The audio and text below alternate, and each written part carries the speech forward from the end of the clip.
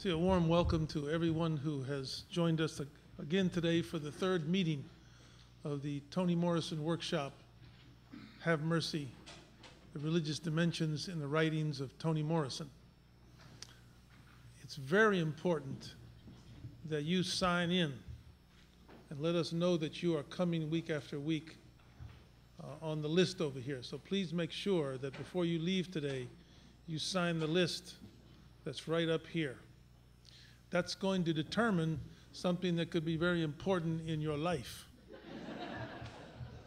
Because we're pleased to announce that Toni Morrison is coming not only to give the lecture, the Ingersoll lecture on December the 6th, but she's agreed to come and meet with our working group. I think she's very pleased with the reports that she's gotten of the kind of work that we're doing here. And so she will be coming on December the 6th, which is a Thursday, to meet with us. Now, a word of caution, having announced that doesn't mean you can go have your cousins come and all your friends come. That's why you have to be on this list, because this gathering is really for the people who are in the working group, who have been doing the reading, who've been coming. Those are the people that Toni wants to come and listen to and interact with. So please don't go out and tell everybody you know, hey man, I got a thing, you can come get Toni to sign your book, because we can't do that. But we're very pleased with that. Good news. Also, a change of date. Well, let me first of all say, next week we're very fortunate to have, our group will be meeting again, and Professor Amy Hollywood will be making her presentation.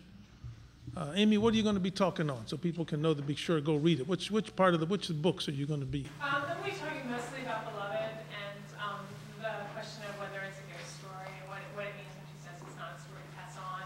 And I am, I think, going to, I want to say a couple things about Home, too. I think the most recent book that many people have been perplexed by, because I think it follows in that same spirit. You have a narrator you have a subject who doesn't want to talk to the narrator, doesn't want his story to be told. And so I'm kind of interested in those two together, but mostly it'll be about Beloved. Okay, good. So make sure you go read Beloved this week. Also, we have a change of date. Professor Harvey Cox will be speaking on October the 26th instead of November the 30th. October the 26th, Professor Harvey Cox will be talking on jazz. I'm also pleased to announce that Professor Charles Long is going to be flying in to meet with this group and will be making a presentation on November the 2nd. And Professor Long, some of you have heard him speak before, is a riveting speaker, insightful speaker. And he'll be bringing his insights to the Toni Morrison workshop on November the 2nd. All right. So we're very pleased to have you back, and it's very important in the sort of Q&A interaction that we have that you try to remember what was said in the previous workshops. Any way you can, try to link up comments from before to the interactions of today. We are so fortunate to have with us today the Reverend Dr. Jonathan Walton, who's over here giving some time away from his attempts to save the campus from all the kinds of difficulties that it faces in these times. And I'm very pleased to introduce Brother Jonathan Walton, who's taking a break from that serious work that he does. We're very fortunate to have Stephanie Paulsell is going to come forward, my co-conspirator here in this work, to introduce Brother Jonathan. So Stephanie, come on up.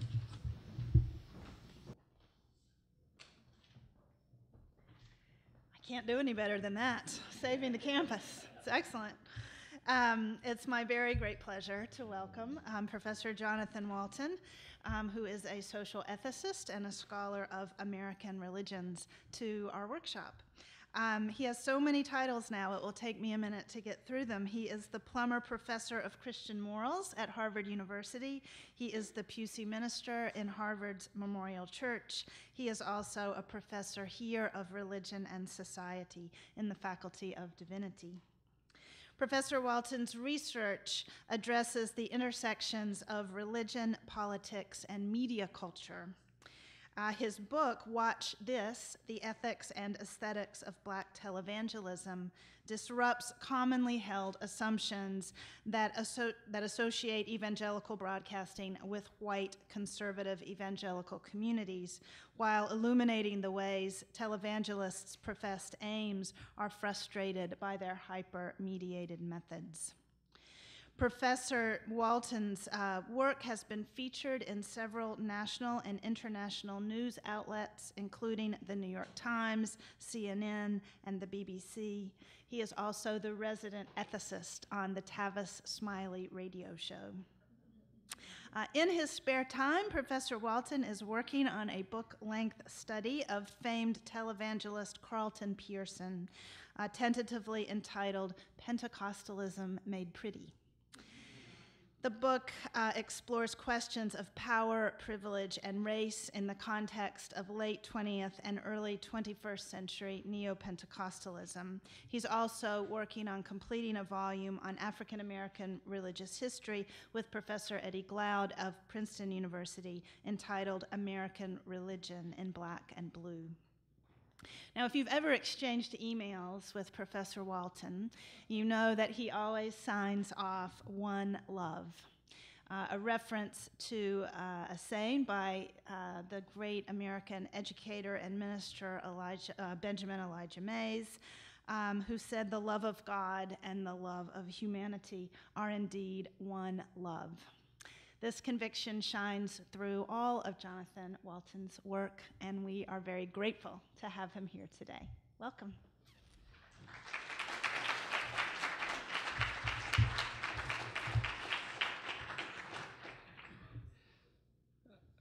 Extend my appreciation for this wonderful invitation, gracious and kind invitation from Professor Stephanie Paulsell, who is, since my arrival here, has just been a wonderful colleague and an even better friend.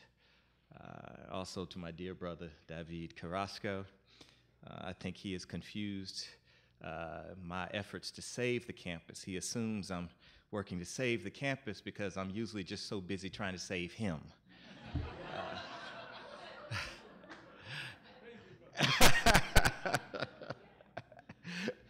But he has been a wonderful friend and mentor and confidant in many ways since my arrival here. And so I've just always been appreciative of him. And to all of you, thank you for coming today. I will admit, I actually preached on Sunday, and then we had that wonderful panel on religion and politics that I was a part of on Tuesday. And then this today, number one, I know I have to do a better job of scheduling. And number two, I will admit, I'm tired of hearing myself talk. So I'm sure some of you are tired of hearing my voice this week. So please just indulge me for a few moments. And then I really, in the spirit of this working group conversation and intellectual collaboration, I want to open it up for robust Q&A. Because I know that there are so many minds in here that are much more insightful than my own, and I look forward to hearing from you. And so I'm going to speak for a few moments from the title, Luminous Darkness. When I was pressed for a title, I came up with Luminous Darkness, Africanist Presence and the American Soul. But many of us know when we come up with a title, it ends up a little different when we actually start working on the actual project. And you know, if I really think about this, it's luminous darkness, African presence, and the American soul in general. But really, I want to toss this out because I began thinking about the Africanist presence and the American Christian soul. More particular, and you'll understand that when I get to the end of the talk and the few questions that I raise. Now, the essays that constitute Playing in the Dark, how many of you had the chance to read it? Beautiful. The essays that constitute Playing in the Dark were originally delivered as the William E. Massey Lectures here at Harvard in 1990. This pithy collection of powerful lectures packs the punch of Filipino professional fighter Manny Pacquiao under the Las Vegas lights. This is to say, like the boxing champion, it's small, but it hits hard. And despite its forceful, even at times brutal feel, never could one deny its intellectual skill and its disciplined precision. Many of the ideas present here were born out of her many years teaching American literature on the campuses of Texas Southern, Howard University, State University of New York, Albany, and then finally Princeton University. And Morrison adumbrates the principal argument of this book in a 1989 article entitled Unspeakable Things Unspoken: The Afro-American Presence in American Literature. It's in this article that she encourages us to revisit the early American literary canon, to uncover the ways the presence of Black folk in the United States of America, the presence of Black folks from this country prior to its birth as a slave corporation, to a colony, to finally an independent country, as an indubitable backdrop of this nation's imaginary Black folks formed, and thus shaped the choices, shaped by the languages, the structures, the meaning of so much American literature. We see these people reflected. This gets at the principal aim of this profound piece of literary criticism. The prevailing assumptions and pervasive ideology among literary historians and critics throughout the majority of the 20th century affirmed that the American literary canon was race-free, insofar as it was unshaped by the 400-year presence of Africans in the Americas. Hence, one can have the marginalizing and curious category of quote-unquote race literature. And this race literature is what frames the writings, say, of African Americans, such as James Weldon Johnson, Zora Neale Hurston, Richard Wright, Lorraine Hansberry, James Baldwin, Gwendolyn Brooks, etc. To be clear, this also applies to Latin American and Asian American and all other qualified American literary production. But American literature, unqualified, if you will, those texts that constitute the canon, is supposedly compromised of its accountable, is not compromised as it relates, and it's not accountable to the presence of the racialized other. Therefore, not only is it innocent of charges of white supremacy, it's immune to any line of criticism having to do with race in America. So this raises the question then, from where do the distinctive markers of American literature extend? This is what Toni Morrison is trying to get at. The themes of autonomy, authority, absolute power, and a priori innocence. Where do these themes come from? Well, this query animates her efforts in playing in the dark. Morrison thus embarks on the task of uncovering what she refers to as the Africanist presence in American literature. By this she means the ways in which a non-white, African-like presence or persona was constructed in the United States, and the imaginative uses of this fabricated presence. What use did it serve? Particularly when we're thinking about the development of the American self-conception. To be clear, it is a connotative blackness informed by this ideology, by these assumptions, and the particular lenses and logic of white supremacy. Hence, whiteness predicated on an imaginary, self-satisfying construction of blackness. The latter of which she calls literary blackness, actually creates the conditions for and even is the cause of the former, literary whiteness. In this regard, the Africanist presence is both a metaphysical necessity and has ideological utility.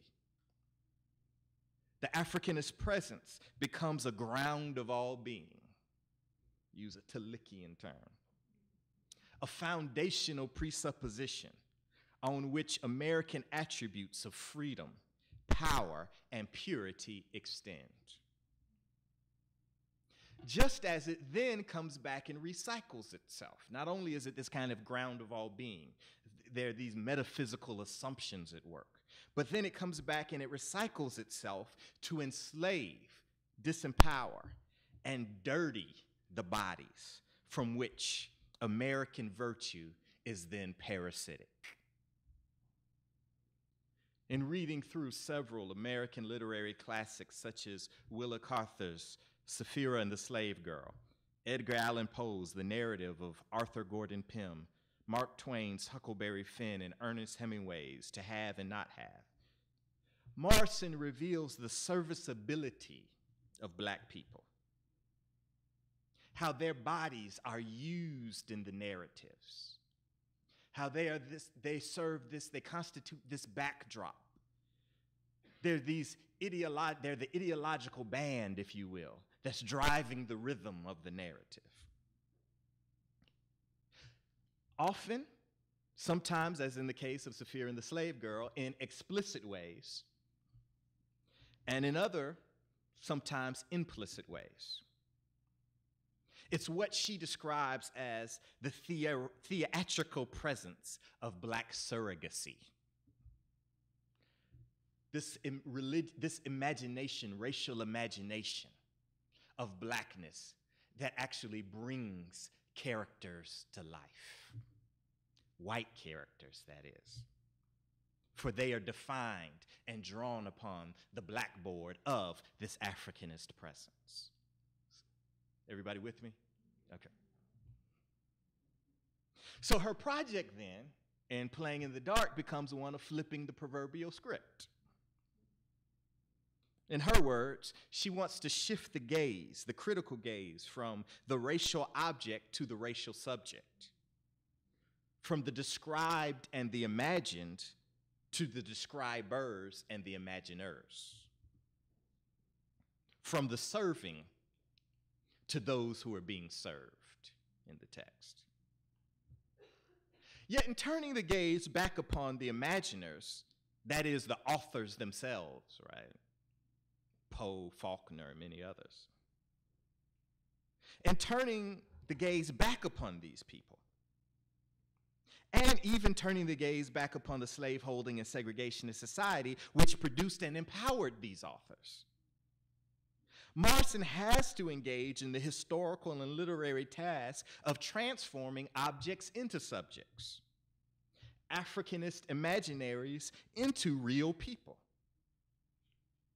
Like her own writings, the best way to disrupt this Africanist imaginary is to uncover the identities of those rendered invisible, offer appellations to those imagined to be nameless, and provide a voice to those silenced in the prevailing American narratives still remain central to the identities of the perceived principal characters of American society.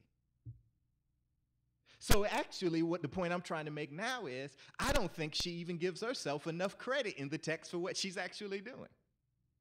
Because she's working both sides at the same time. She says, I'm turning it back onto the gazers. I'm turning the gaze back onto those who perceive themselves to be subjects from their objectified props.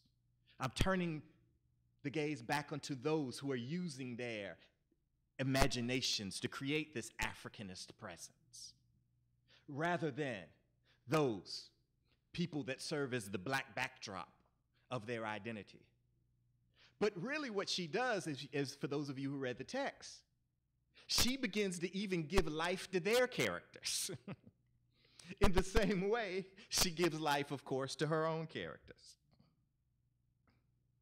So, we know these are the central themes in her own literary corpus.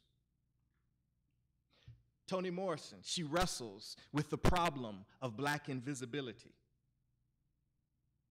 namelessness, and social and civic death that are denied to, in this case, the fictional characters, which of course extends from the context in which these fictional characters were produced. People who are denied a name, denied visibility, denied an identity due to the color of one's skin, due to region, due to gender, due to sexual practices. People who are denied the ability and the capacity to articulate their own human and spiritual strivings. I like the way Cornel West put it. He put it in a way that really captures the dynamics and attributes of Morrison's Africanist presence. He writes, "The problematizing of black humanity deprives black people of individuality, diversity, and heterogeneity. It reduces black folk to abstractions and objects born of white fantasies and insecurities, as exotic or transgressive entities, as hypersexual or criminal animals." Now, I'll confess that I'm neither confident enough nor equipped to dive into Morrison's nuanced readings of the aforementioned literary texts. There's nothing I could contribute to her insightful analysis. But I would like to introduce to some of you the theoretical framework that Morrison uses to engage the American canon in such a courageous and cutting manner. Morrison is building upon the work of Orlando Patterson, actually. Specifically, his 1991 text, Freedom in the Making of Western Culture. Patterson argues that in many ways, Enlightenment was predicated on the system of slavery. Concepts of freedom never emerge in a socio-historical vacuum. In the development of the modern West, freedom and slavery were but yet two sides of the same coin. Each individual thesis of Enlightenment era was predicated on an appropriate antithesis. The dramatic polarity of free and enslaved, predicated largely on the binary of black and white, is what cultivated this, what Toni Morrison refers to as a fabricated brew of darkness, otherness, alarm, and desire. That is, she argues, uniquely American. I would say part of the American soul. For someone to be free, then, someone needs to be an other and enslaved. For someone to have autonomy and self-sufficiency, there has to be a conception of dependency and subjection. And to have a conception of the self as enlightened, new, and therefore innocent, is to have a conception of that which is dark, which is primitive, which is, once again, to use this word, dirty. And it's this dirtying process, first in the conceptual and racial imagination, That's where the dirtying process takes place first, right? Remember this kind of ground of all being, this functional ideology? The dirtying process takes place there first in the racial imagination of white supremacy. And then, of course, in the laws, the statutes, and practices of a given society, of which it takes root. Therefore, those on the underside of freedom, autonomy, and power seek to break free from this varying dirtying process. Is this not the sentiment of Setha, who kills her daughter and beloved? Because she allowed her too much, she loved her too much to allow her to live? As Morrison writes, and though she and others lived through and got over it, she can never let it happen to her own. The best thing she was, her children. Whites might dirty her all right, but not her best thing. Her beautiful, magical best thing. The part of her that was clean. No undreamable dreams about whether a gang of whites invaded her daughter's private parts, soiled her daughter's thighs, and threw her daughter out of a wagon. She might have to work the slaughterous yard, but not her daughter. And nobody on this earth would list her daughter's characteristics. On the animal side of the paper, no.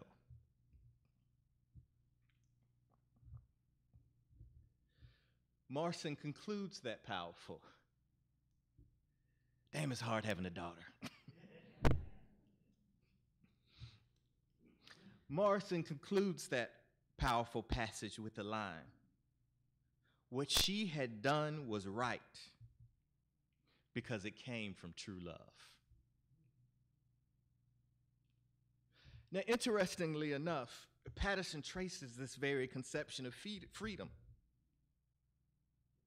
through the theology of Paul. He notes that slavery was most pronounced in the very regions that the vast majority of Paul's ministry took place, especially Ephesus and Corinth. And Patterson is trying, in his particular work in 1991, like Morrison in these essays, they are both trying to drive home the point that it's not possible to live in a large-scale slaveholding society and not be impacted by it. Whether you are enslaved or free, a landowner or a peasant, the peculiar institutions and systems of relations structure the entirety of one's reality. Or as Patterson powerfully puts it, it's like a cancer in the blood. It pervades all, pollutes all, degrades all, and magnifies in all the overwhelming goodness and desirability of freedom. In other words, it's the actual dirtying process that drives people to this conception of freedom. But of course, this automatically creates the dilemma concerning the meaning of freedom when the concept itself was born out of the conditions and necessity of the enslavement and disenfranchisement of another. So the questions I raise for us to think about: what does this mean for the contemporary Christian community when so many of our views of freedom from sin are bound up in the framework of human bondage? Fast forward from Paul's Corinth to our America. In what ways do our conceptions of freedom, bound up with Christian piety, predicated largely on submission and obedience. In what ways do these very categories of piety, which were also the core values of a slaveholding society, how do they continue to inform us in this particular moment, serving as an Africanist or slaveholding presence for those of us who find freedom not only in the fragile American project of democracy, but also in the doctrine of Christ Jesus? And in what ways does this slaveholding presence continue to inform our innocence as those who have been washed in the blood of the Lamb, freed from sin, and delivered from suffering by our submission to Christ and obedience to the church as the family of God? Even as the very term family itself has a root in the Latin of slaveholds, of service and servants. Might our innocence too be predicated upon the guilt of that evil other out there, somewhere else? And of course, we know that evil other takes many forms, depending on who you're talking to and what theology they may be informed by, and or political worldview, ideology, or cultural logic informs their view of the other. Those out there that serve as the chaos that informs our cosmos. Is that what our innocence is predicated upon? If so, in the words of James Baldwin, in that profound letter to his son,